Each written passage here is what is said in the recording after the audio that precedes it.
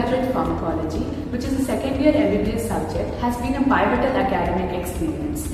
The curriculum offered a comprehensive analysis of pharmacotherapeutics, right from mechanisms of action and routes of administration to their application across various diseases.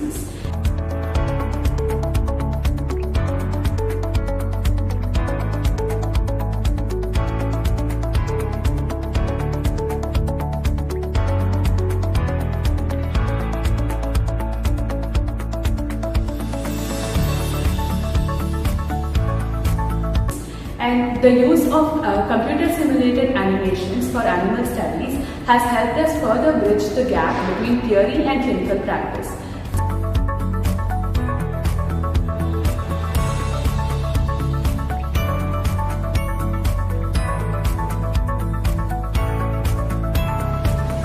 Further, it ultimately helped me understand pharmacology as a cornerstone for evidence-based practice in medicine.